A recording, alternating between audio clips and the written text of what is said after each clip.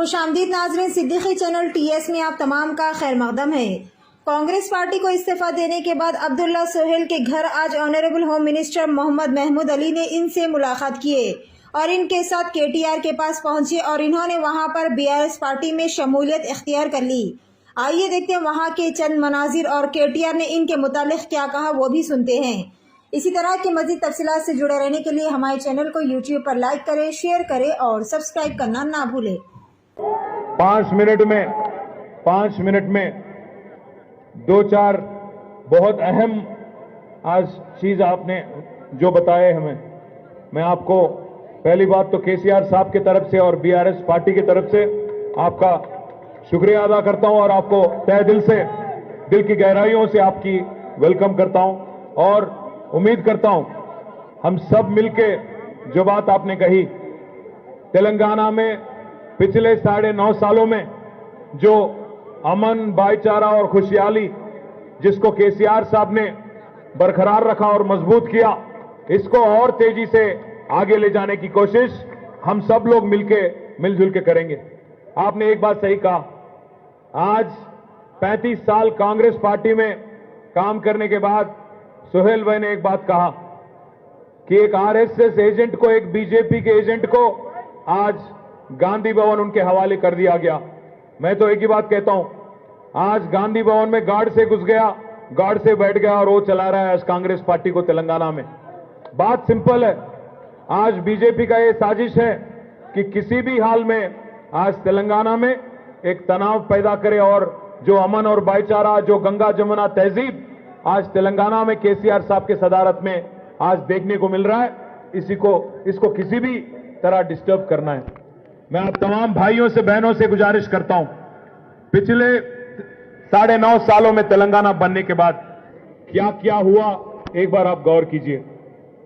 अगर आप एक बार हिंदुस्तान का, आज मुल्क का एक बार हालात देखेंगे, पूरे हिंदुस्तान में 28 राज्य हैं, 28 रियासत हैं, 28 स्टेट हैं आज, जिनमें सबसे ज्यादा आबादी अगर मुसलमानों का, माइनॉरिटीज का कहीं है तो वो है उत्तर प्रदेश।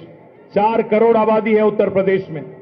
क्या बजट है माइनॉरिटीज का उत्तर प्रदेश में? 1700 करोड़। उसके बाद आता है वेस्ट बंगाल, जहां की आबादी है 2.5 करोड़ और वहां की आज बजट है 2100 करोड़।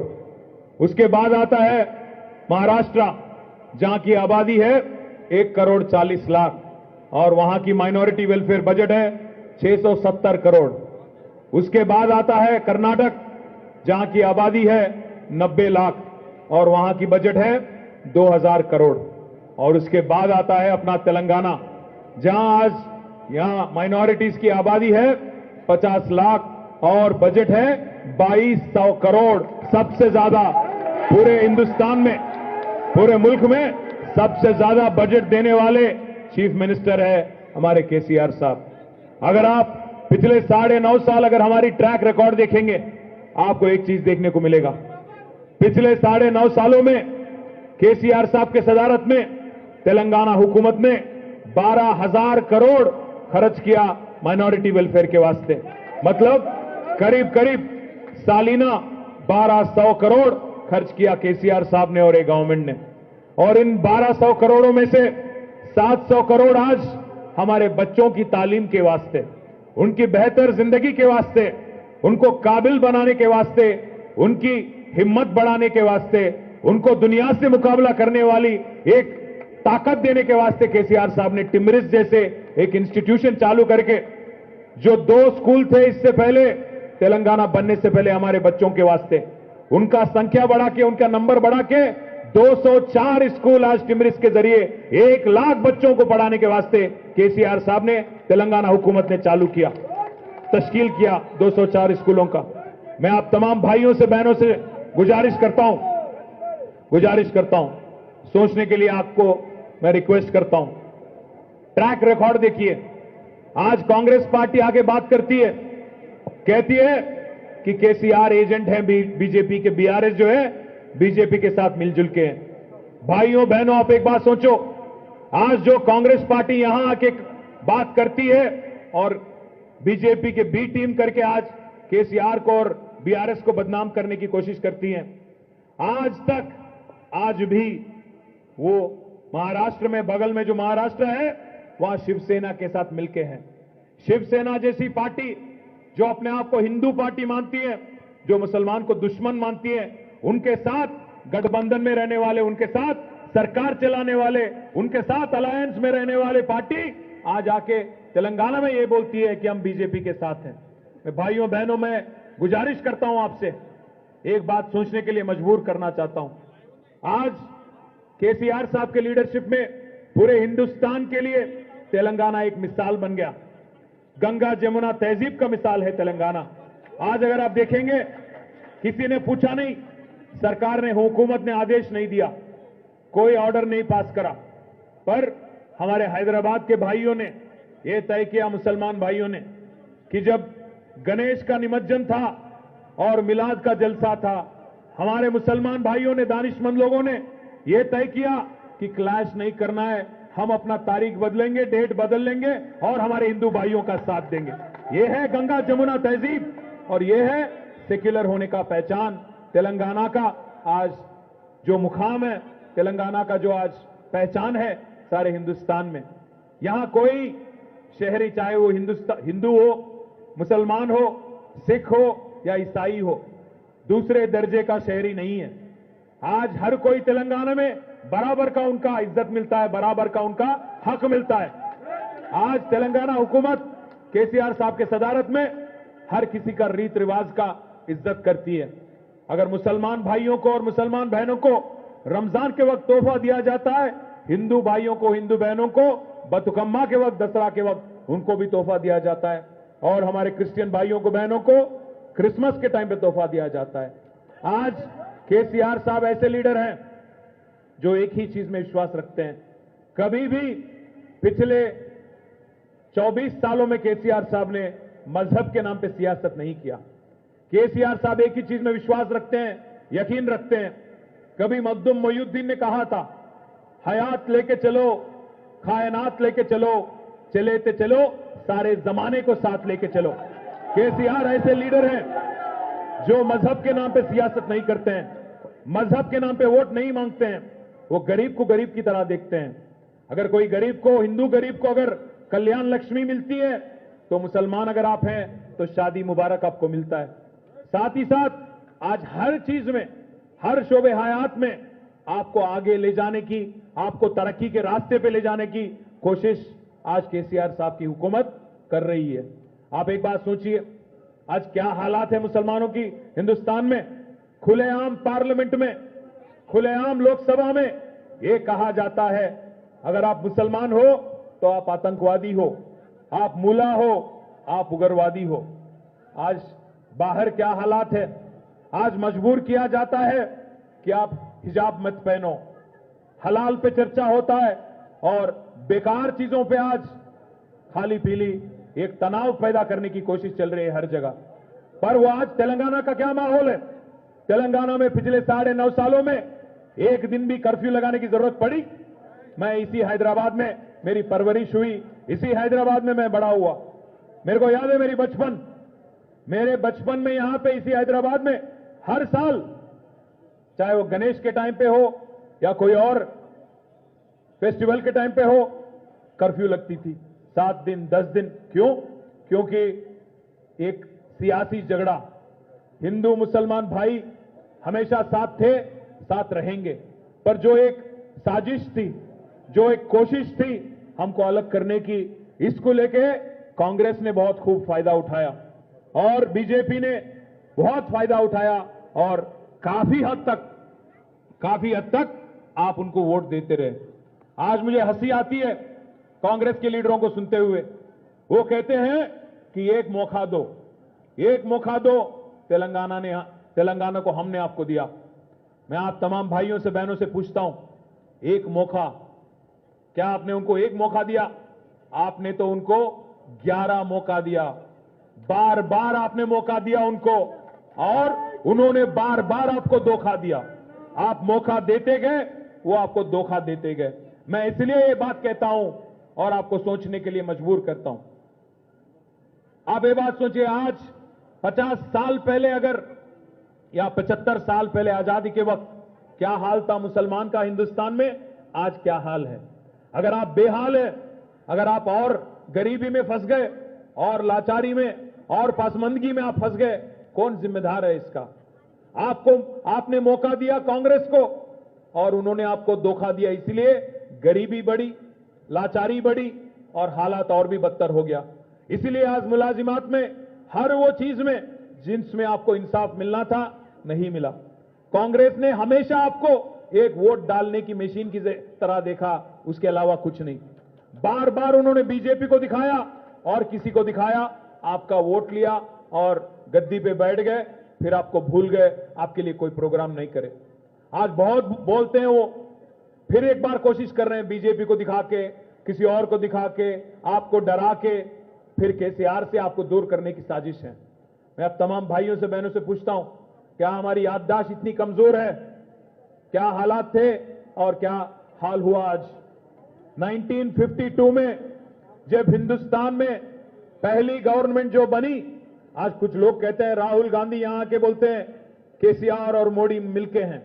मैं पूछना चाहता हूं आपसे, क्या हमारी याददाश्त कमजोर है?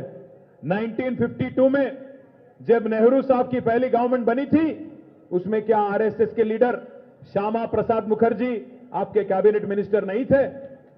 आपके साथ नहीं थे 1952 में गवर्नमेंट में? हो क्या हम भूल गए? वो आरएसएस हमेशा से आपके साथ थी। आज नहीं, जब इंदिरा गांधी प्राइम मिनिस्टर बनी थी, ये मेरी बात नहीं है। कई सारे किताब है, कई सारे हिस्टोरिकल डॉक्यूमेंट है ये प्रूव करने के लिए कि इंदिरा गांधी का भी साथ दिया आरएसएस ने उनको प्राइम मिनिस्टर बनाने के लिए। राजीव का भी साथ दिया और राजीव ने क्या किया? बहुत कुछ किया, बहुत नाइंसाफी आपके साथ किया, ये आपके सामने है। मैं ज्यादा नहीं कहना चाहता, बट एक बात जरूर कहूंगा, आज जो लोग बीजेपी को बार बार दिखा के, आपको डरा के आपकी वोट लेने की कोशिश कर रहे हैं, मैं उनसे पूछना चाहता हूं, क्या आपका लीडर, कांग्रेस के लीडर, पंजाब के फॉर्मर चीफ मिनिस्टर, उन्होंने खुद सोनिया जी को लेटर नहीं लिखा? क्या लिखा उन्होंने? कि आप आज एक आरएसएस के आदमी को तेलंगाना प्रदेश कांग्रेस कमेटी के अध्यक्ष बना रहे हो, रेवंत रेड्डी को। ये क्या नाइंसाफी है हमारे साथ? उन्होंने लेटर लिखा। ये आपके पास आज खुलेआम मिलेगा कहीं भी, अगर आप गूगल करेंगे, यूट्यूब जाएंगे, आपको लेटर मिल जाएगा। मैं आज पूछना चाहता हूं, कांग्रेस पार्टी क्या संदेश देना चाहती है, क्या मैसेज देना चाहती है पूरे अवाम को? मैं भाइयों से बहनों से एक और चीज भी पूछना चाहता हूं, अगर आज 10 साल के बाद कोई कर्फ्यू नहीं, कोई गड़बड़ नहीं, कोई दंगा नहीं, कोई फसाद नहीं, अगर हम लोग मिलजुल के भाईचारे के साथ, अमन के साथ, खुशहाली के साथ, हर शहरी आज तेलंगाना में आज पूरी तरह से महफूज है और अपने आप को महफूज महसूस करता है, आपको इस बात से क्यों तकलीफ हो रही है? कांग्रेस वालों, आपको क्या बेचैनी है? 10 साल क्योंकि आप सत्ता से, हुकूमत से दूर है, इसलिए बेचैन है। पैसे बनाने की जो आदत है, पैसे जो लूटने की जो आदत है आपकी, क्योंकि गद्दी नहीं है, बेचैनी हो रही है। इसीलिए बार बार डरा के, धमका के, किसी और को शैतान बना के दिखा के वोट लेने वाली जो एक स्ट्रैटेजी आपकी है, इस बार नाकाम हो जाएगी, क्योंकि लोग समझ गए कि कौन दोस्त है और कौन दुश्मन है।